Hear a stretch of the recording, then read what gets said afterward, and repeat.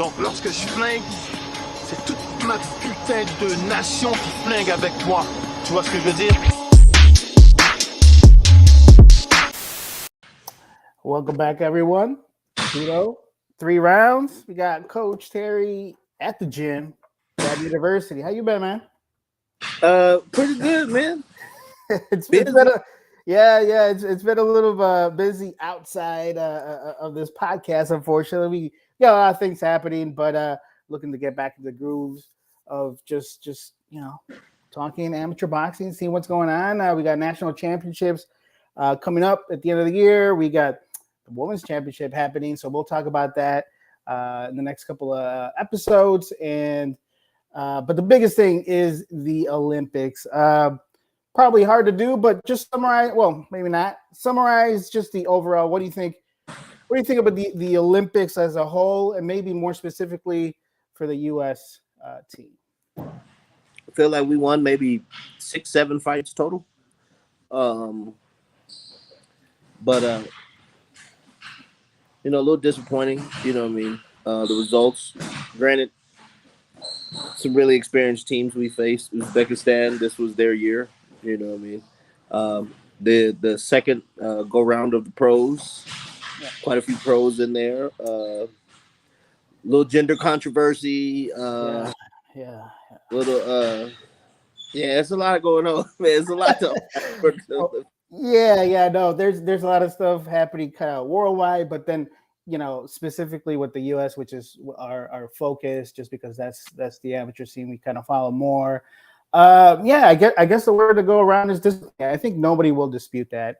Everybody was hoping to make it a little further, and we'll see. I know Jamal Harvey made an announcement. 28, LA 28.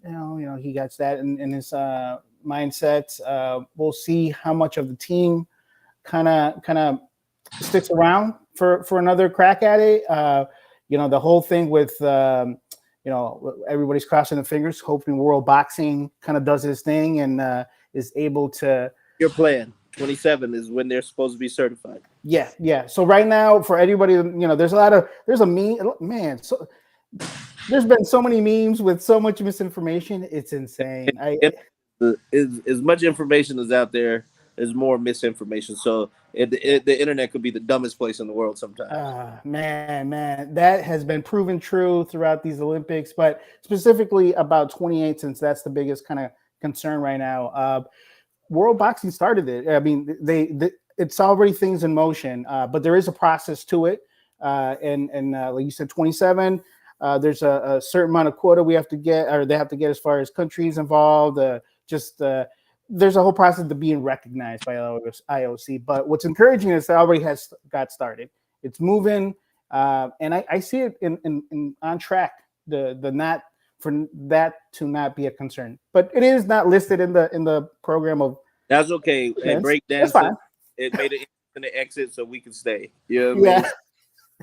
Yeah, most of, and I don't know. It would be completely unbelievable if the sport is not. I'm part of it, being that it's one of the kind of original sports. I'll put I'm not a betting man, but if I was, I'll bet that it's going to be there in 28 in LA, which I just came from visiting. Man, LA is crazy. I can't imagine what the Olympics are going to be like. It's just going to be insane. There's going to be traffic. The 405 is already the world's biggest parking lot. So, traffic. Oh, man. All right, so we're just essentially just going to go through some of the brackets where the boxers from the U.S. were competing, and just giving our thoughts on it. See what came about. We're going to start with the women's division, 50 kilos. We had our Jennifer Lozano out of El Paso. Laredo, not El Paso. Oh. Laredo. Hey, I gotta get that correct because there's a lot of good boxing out there. But from Laredo, Jennifer Lozano, we had her on here. I don't know. It seems like maybe a year ago or so. Shared her story, her goals of being at the Olympics. She was there. Unfortunately, it didn't pan out as good as we had wanted. Her opponent was long, was rangy, and it was definitely giving her problems. Against Finland. disclaimer: these names are tough. So if we're gonna mispronounce, we're probably gonna mispronounce it pretty badly. But Kaivo Oja out of Finland got got a 5-0 over Jennifer Lozano. But you can't, she was trying. It was just like, I don't know, maybe the game plan or what it was, but Finland just got 5-0 at the 50 kilos. Did you see anything out of that bout, or I'm assuming you watch all the bouts that I did. I watched all of ours, and plus the replays are right there for us. Yeah, a little different. I think us trying to match, I wouldn't say international style boxing. So I'm going to say there's a Soviet style. Mm-hmm. There's a modified Soviet style with the other Stan countries. So Ukraine and then Kazakhstan, Kyrgyzstan, Uzbekistan. All. So there's their Soviet style. There's a European style. Yeah. There's whatever the hell Africa is doing down there. There's the Cuban style, there's the Mexican style, there's a South American style, and there's American style. And us trying to use I guess would you call it, like a patchwork of these styles? Just it's a good word. Maybe we should just, however you fought to get to that level, fight to stay on that level. I'm gonna assume make some tweaks to your natural abilities, but there is an American style that we seem to have forgotten. But yeah, granted, Jennifer's not a very big girl, and for 50 kilos, this girl was humongous that she was fighting, very long. Very, very tall, very long. Yeah, I think that as soon as I saw it, I'm like, that's Jennifer fought all 9 minutes, so. No, she wasn't getting outworked or any of that. It was just the physical attributes was just a little bit too much to overcome. Again, I think patchwork is a good word, because I think the attributes that got some of these boxers to get it to Team USA, maybe some of those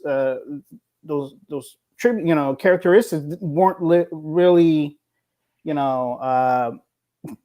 put to shine. If you got an aggressive style because maybe you're shorter, then maybe that's the way that you got to approach the bout, instead of trying to stay on the outside. Or I don't know.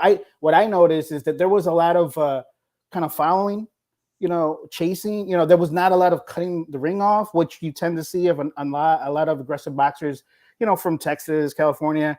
You kind of start perfecting cutting off the ring, because that's where you can succeed. I just didn't see a lot of that, and maybe they could have made a difference, especially with Jennifer Lozano's style, at 50. So is it Wu Yu? China ended up winning the gold. So I don't know. Yeah, she was the number 1 seed, came away with a gold medal at 50, and that's what we got. So the next bracket where we had a competitor was at 57, 57 kilos. Bring that up here. This is we had Alyssa Mendoza, who competed 2 times and won 1-1. I thought she looked great at this stage. She started off real good, especially in the bout against a Brazilian boxer. First round, she was very creative with the punch selection, uppercuts, like all types of things, a lot of movement. But then how do you think that panned out with Alyssa and her performance out there?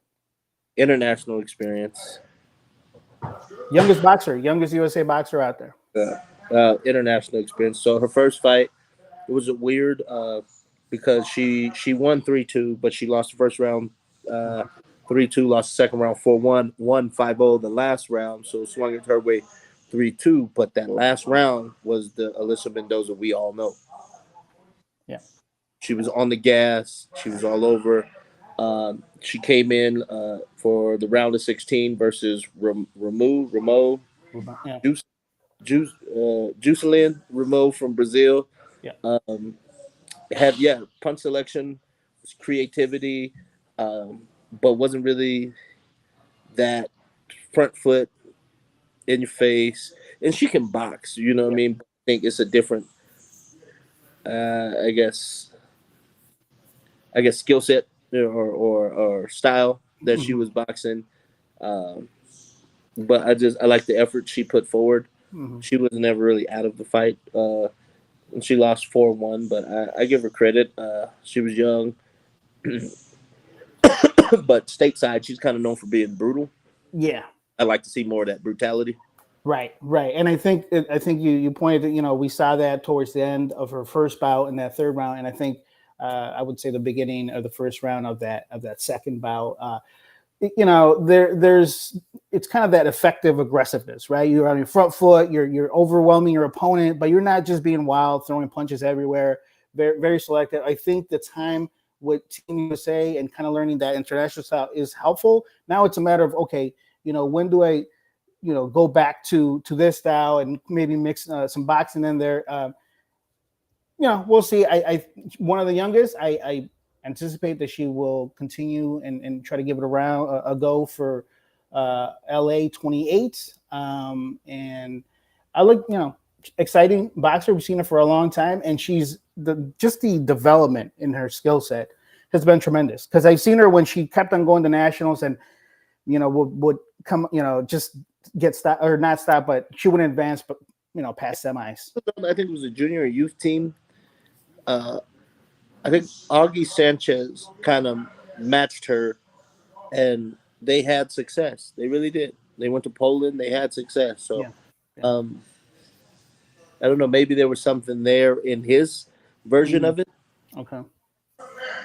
And did compete on the international level as an American amateur. So he was probably that nice little buffer, that median between what the head coach Walsh was trying to do and how we comprehended over here or our skill set over here. So that might be something they might want to go review.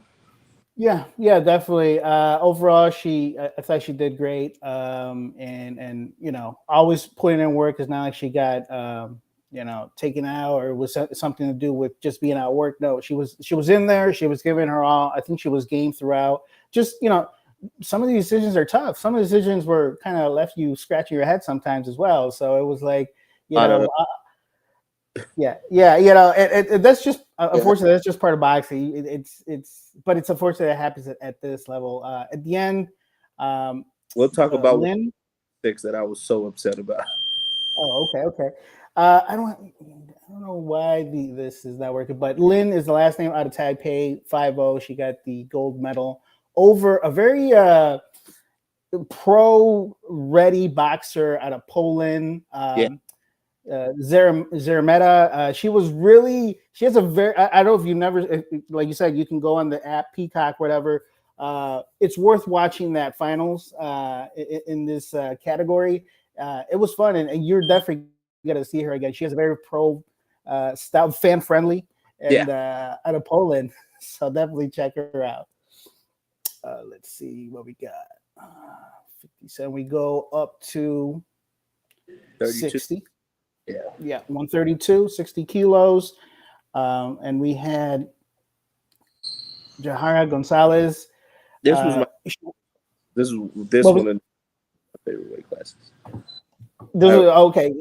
Yeah. No, right off the back, talk about going into hostile territory, man. I mean, going up against Moselli out of France.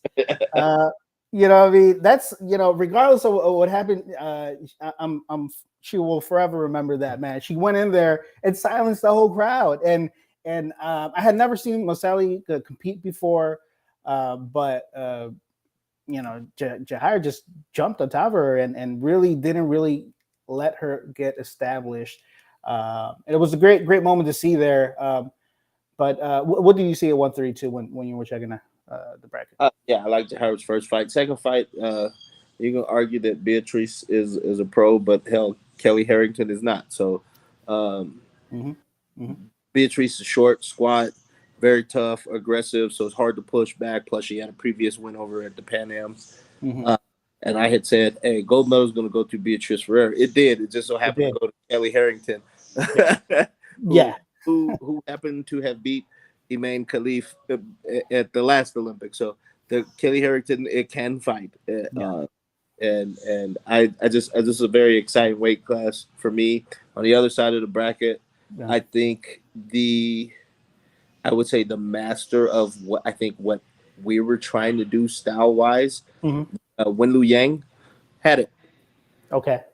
Like Czech just trying to stay, and Kelly Harrington was just like, yeah, I don't care, and just poured it on her. So there were some good bouts to watch in here. I thought it was the other quarterfinalists from Chinese Taipei, Shi Wu. I thought she was very talented too. You know what I mean? So I see other countries getting better. And I don't knock on us though, but I think the other countries are just getting better too. Yeah. No, this is not. We're not leveling up in a bubble. It's happening everywhere. So the skill set, and that's where the maybe not necessarily a coaching style, but the vision of what that ultimate goal is. What does the Team USA want to be at the end? What's their style? I think they're still trying to kind of figure that out. But yeah, Kelly Harrington, they fought, that bout against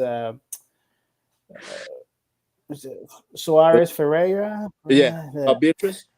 Yeah, this is shrinking here, but that was you said it. We called it. It was going to go through her. Kelly Harrington went all the way to the end, 4-1, and got that gold medal. That's number 3. Is that what I heard? Two for 2. Yeah, she got last time, and then and that's 2 medals for Beatrice. She got a silver and a bronze. Yeah. So. Yeah, no, it was a pretty good bracket here. A lot of interesting matchups with a lot of experienced boxers, and that was a good one there at 60.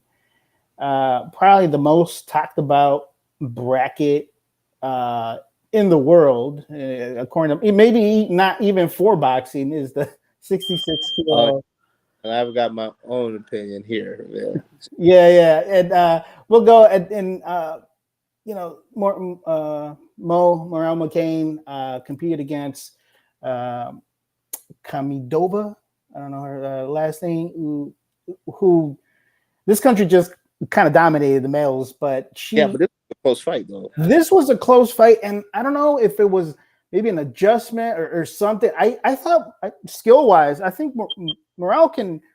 She could could see her beat her opponent here. I don't know what it was. I mean, the judging is a little different. Fortunately, she did not advance. Got a 3-2 loss, which disappointing. How we started off. I wish we could have advanced a little bit further, and who knows what would happen after that. But it was very close. It was a close bout. Just didn't go our way. Obviously, you got any thoughts on this bracket as a whole? This bracket as a whole, the controversy of the gender thing for Emain Khalif was cool, but I don't think she was destined to win this bracket until everybody got on the internet and caused a bunch of controversy. Sermonelli was going to win this bracket. Matter of fact, Sermonelli is still best boxer in that bracket. I thought the worst decision in the whole tournament was in the quarterfinals with Suwanaping from Thailand. She did not beat Sermonelli. And I believe Sermonelli would have beat Emain Khalif in the semifinals. Matter of fact, she would have handled her.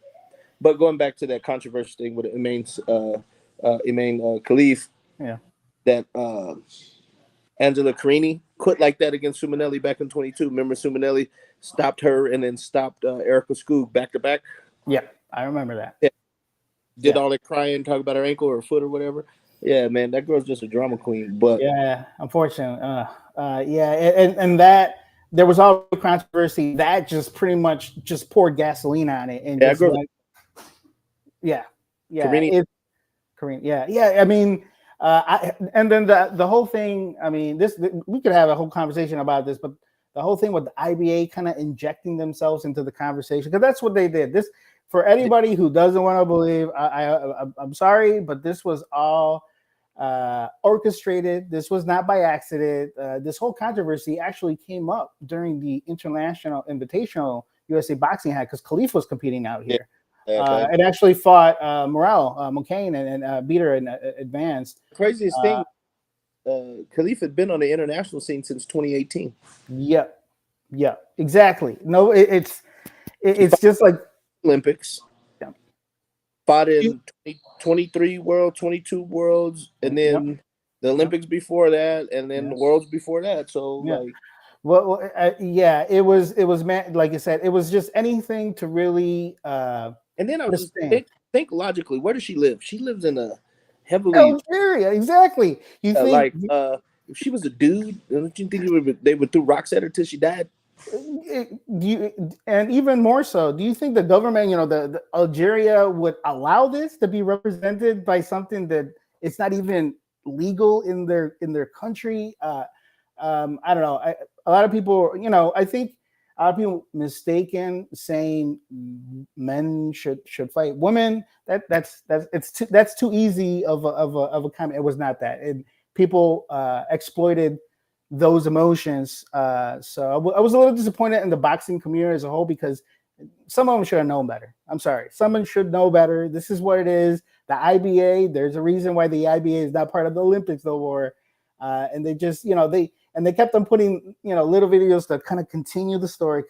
I'm like, this is very obvious. At the end of the day, hopefully the Olympics is remembered by having some great bouts and not by controversies like this, because everybody was talking about boxing, but not in the manner that it should be, unfortunately. And at the end of the day, this sport is so unfair in so many ways.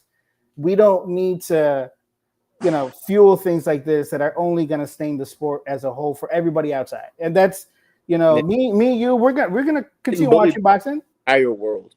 Yeah, we entire bully that girl. It's crazy.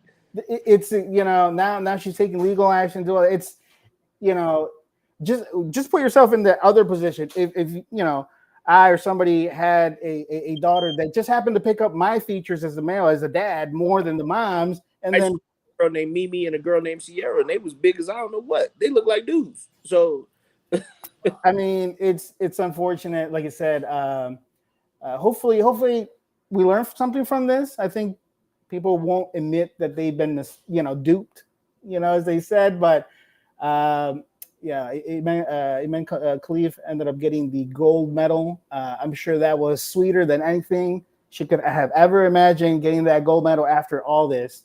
But regardless, we had science, and ain't no way that many people were gender experts. Man, are you surprised? Every time there's something that we got professionals in the chat all the time. Your children's papers, and you should not. Yeah, no, that. But hey, shout out to the Morel McCain, very skilled. Obviously she would probably be the first to tell you that she wanted to advance more in the tournament. Just didn't pan out, and we'll see what comes up next. So, and I thought on her side of the bracket, like she would have did very, very well. So. Right. So I was a little surprised at that, but it goes to show you that. I can't remember if this was one of those bouts where the U.S. lost the first round, but I saw a lot of that, and it really changes your game plan, especially at this level. So, all right, so that's it for the females. Let's go ahead and jump over to the male division at 51 kilos, 112. We had Roscoe Hill. Competing, he ended up going 1-1. First, he got a 5-0, and then a real close bout against the home country, Benama, who was the number one seed in this bracket. So, how do you see Roscoe? How do you see this bracket? That was very awkward. Yeah. But he I think he can match. I think his awkwardness has something to do with his ability to win, and then he's almost 30, if not close, really close to it. That a grown man strength in some of these cases. Yeah. That second fight of his with Benama from France. Yeah. That kid's pretty good. And he got 3-2 over Roscoe, got a 3-2 over the Cuban, Mm-hmm. got 5-0 over the Dominican, and then ran into the Uzbek, who probably should have rightfully been your number one seed. Right. But I thought he made a decent showing of himself. So Yeah. One of the things that I noticed as I was kind of doing just getting ready for the Olympics was the inactivity that Roscoe had in the lead up to it. I don't know if it was injury or whatever it was, but he didn't compete as much as I think that goes along with like Jahira, Josh Edwards. Just there was not enough bouts. I think they could have had in some of the they didn't participate in some of the terms. I don't know. I think especially in boxing, competing and you still have to do that. Training is all that, but you still have to compete. You have to go up and perform and continue learning off that. So I don't know if that played into it. Awkward style. It could have gone either. It was 3-2 split. Benema was very surprised when he won as well because it was that close. And I think that if they fight again, it's just going to continue being close. They just have one of them is more of a counter puncher. The other one's more of awkward style. But the number one seed in the hometown. You know what they say. You kind of have to go out and get it. I don't know if that that probably played, especially in their hometown. So 51, the number one seed, ended up going getting that gold. No, I'm sorry. Went to the finals. He got silver, but because number one Uzbekistan is just a monster house of a amateur boxing program. Granted, older pros and like they've kind of displaced their northern neighbor Kazakhstan. So yeah, exactly. So it was going to be a tough bracket, no matter which way you look at it. But there you go at 51. Go over to 57. I think arguably the highest hope for getting the gold was at this bracket with Jamal Harvey. But he was in two very, very close bouts, 3-2s, both of them. So what do you think overall? I feel okay that him and Oliveira are there. Yeah, they've seen each other a lot. They're both in this hemisphere. And every time they see each other is typically in the finals. This is the first time I think they've seen each other this early. You know what I mean? Yeah. 3-2 there, so you knew that was going to be close, right? They've both beat each other, right? And I suspected Jamal figured him out in that last fight that they had. It was at Pan Am, so I think he had his number down. He knew he was going to win. Yeah. I think when he fought in Kyrgyzstan, and was it the quarters? Yeah, the quarterfinals against Kyrgyzstan. Mm-hmm. Saitbek, tall guy, rangy guy.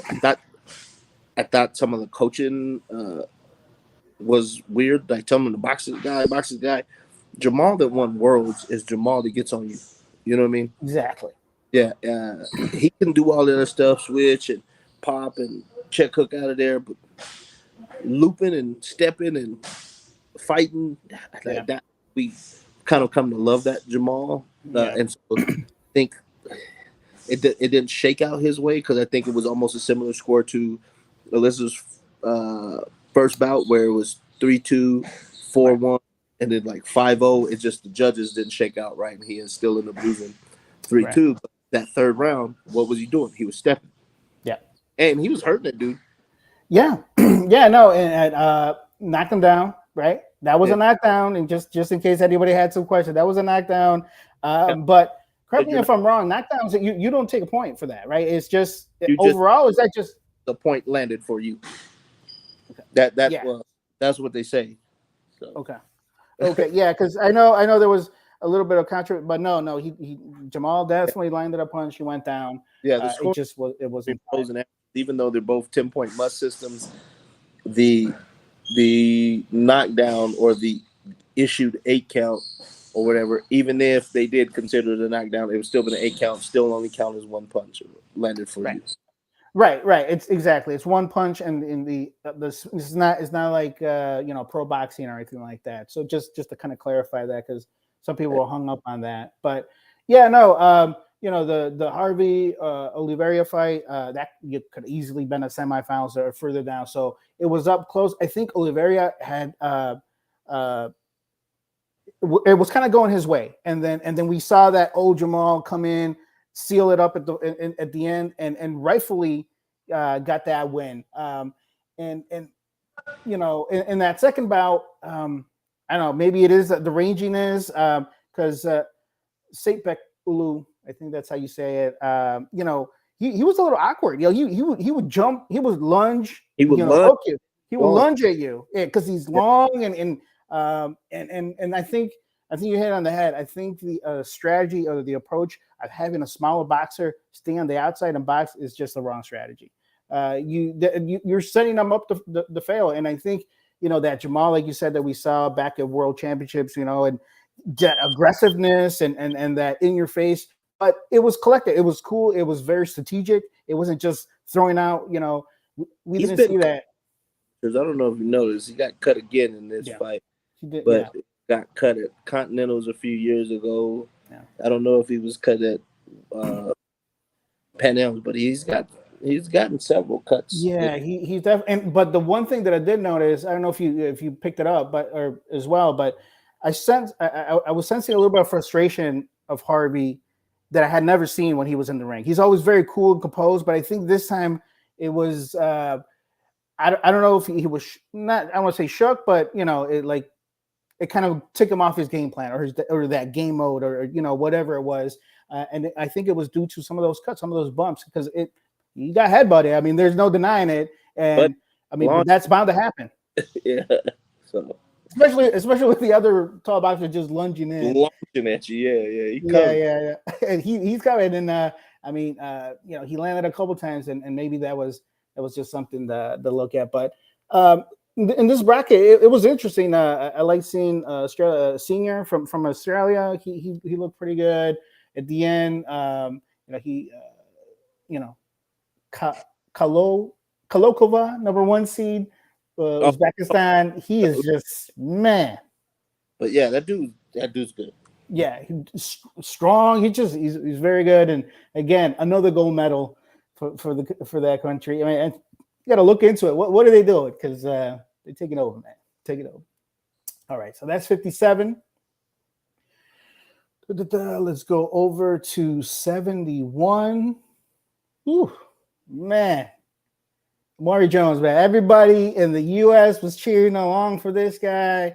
He looked great, man. Oh, and one of the things that I noticed, man, I love how you keep that guard up, that right hand up. He's ready to, check any shot coming in. Shout out, by the way, Michaela Meyer on the commentating. Real knows what she's talking about. Knows what she's looking at. Really praise Amari Jones' efforts, even in the losing effort in the semis. But I better know what she's talking about. This was her coach. Yeah, exactly. So, but Jones looked great, man. What do you think? I liked it a lot. First of all, he's got like $1 million smile. He's always smiling. Yeah. So he's not one of them angry face dudes when he's boxing, but yeah, skills, hand speed, timing. He waxed Chinese Taipei. No, that's for sure.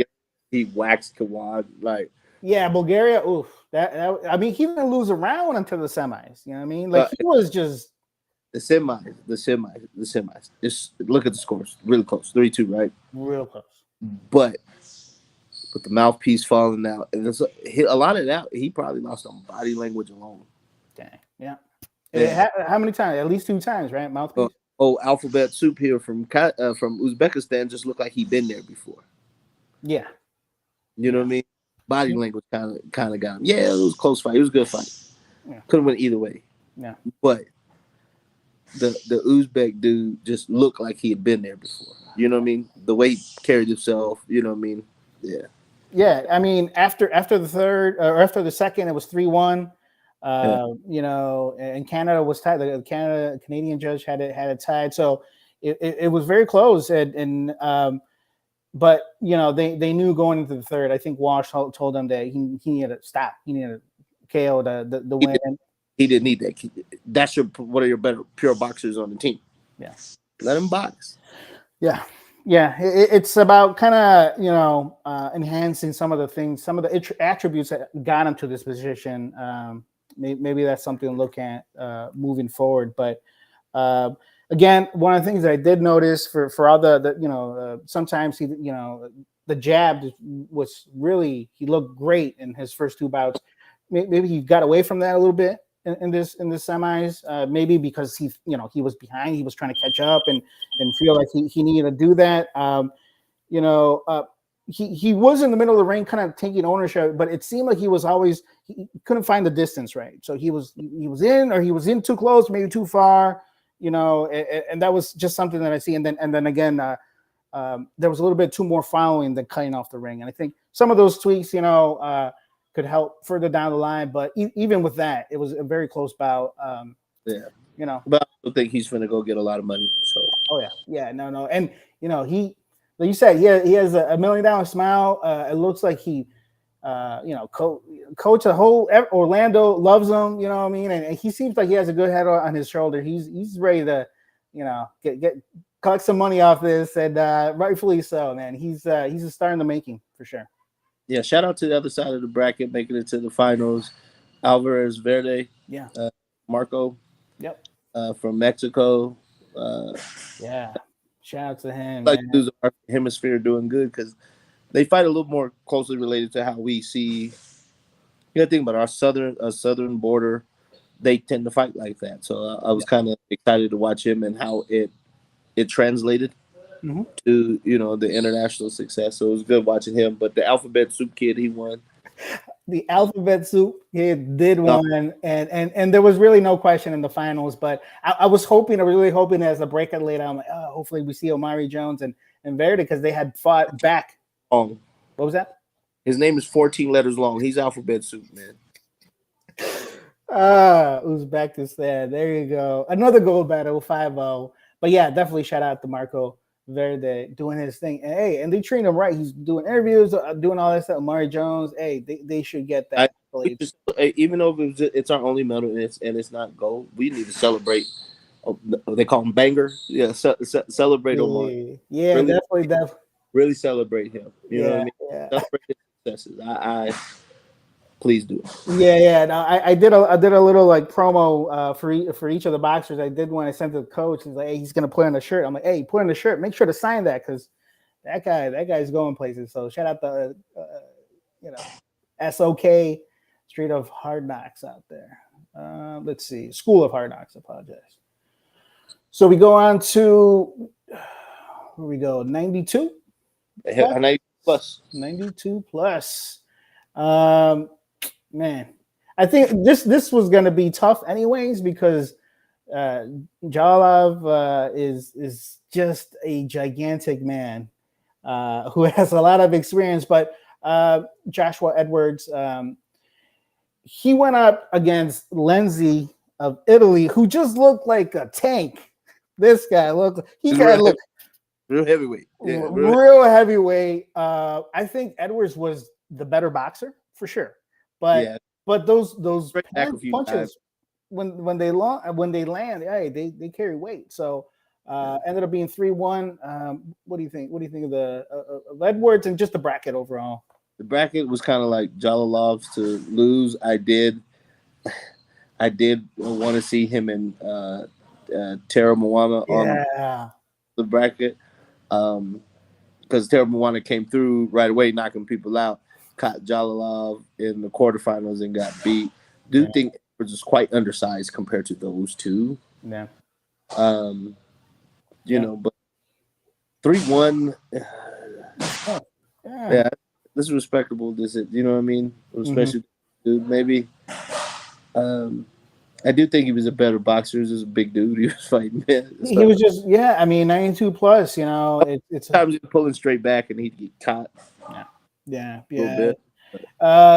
Unfortunately, there was, I think across the board, a lot of our boxers got hit by some shots they shouldn't have really been hit by. So I would have, like you said, would love to seen Jalov and Taramona or Australia in the finals. But Jalov's been a pro for a long time now. I mean, got to be entering the world title picture somewhere. he's at least got to be somewhere in that same conversation where he had Jared Anderson. At least, you know what I mean. So why is he going to the Olympics? I don't know.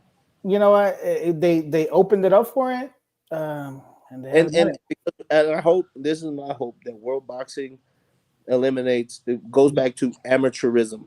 Yes, please. Because I think too, even over here, like if you're a really old amateur, get out of the way of the young 18, 19, 20-year-old. They got to be a limit. You know, boom, boom, here to here. You can't be a pro. Like you got your own things to do.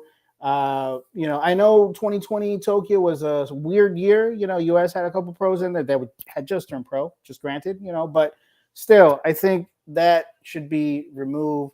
And I'm just looking at it. Yeah. And Jalal was a pro prior to that one. Jalal is 14-0 with 14 knockouts as a pro. So signed to a major contract, you know what I mean? And, yeah, I mean, and was a pro prior to the 2021 Olympics. So yeah. So on the other side of the bracket, we had a boxer from Spain. You can see the size difference when we saw the finals there. Was it Jalal 7? Sound like that, yeah. And him and Juan are both about 6'7". So big dudes, man. Big guy. Heavyweight bowl back when Muhammad Ali was considered tall at 6'3". Oh, man. A lot of people don't realize George Foreman was only 6'4", and he was considered humongous, big George Foreman. You know what I mean? That's 6'7", 6'8". You know what I mean? Really, really big men. Some people are 6'9", and they're really, really big men compared to what Tyson's 5'10", 11. Yeah. He wasn't very tall either. Joe Frazier would have been considered a midget versus these guys. These are big men. Big guys. 92 plus. I mean, if they let them go in, they're going in. But Jalal, that's what medal count for him? That should be his second goal. That should be his second goal. Yeah, that should be his second there. So, and I think he has 3 or 4 world goals. So, yeah, this guy. Hopefully, we won't see him in 28. I don't know. Give somebody else a shot, please. Hopefully, by then he hits the age limit at least. Like Jesus, man. Please. All right, so that's it. That's the Olympics for you. Like you said, it was great to see a lot of great bouts. There was a lot of good bouts, a lot of questionable decisions, but the talent was there. It was great to see the international just boxers do their thing. Sometimes here we focus more on the U.S. and how they do against the world, but seeing the world, especially after kind of our boxers kind of weren't part of the bracket no more, it was good to see some of the other. It was actually cool to see it on TV because normally you're not going to see international boxing unless you're out searching for it. So It was cool to be able to pull it up on Peacock and actually watch it on the TV. It was cool. Yeah, and I don't know how long they're going to last. They might pull that out. So if you haven't seen something, go ahead and check it out. It's worth the watch. Seeing the best. Replay right there in the black bracket. So there you go. Oh yeah, and the NBC Olympics. Go there. The bouts are right there. Just click, nice and easy. Check them out. But that's all we got. So we're gonna start getting back into the flow of things. Like I said, we have the women's championship happening. About to get started. So we'll see what happens there. I'm not sure exactly who even went. So we're gonna, we've been just distracted with everything else that's been happening. I'll try to catch up tonight and see. Yeah.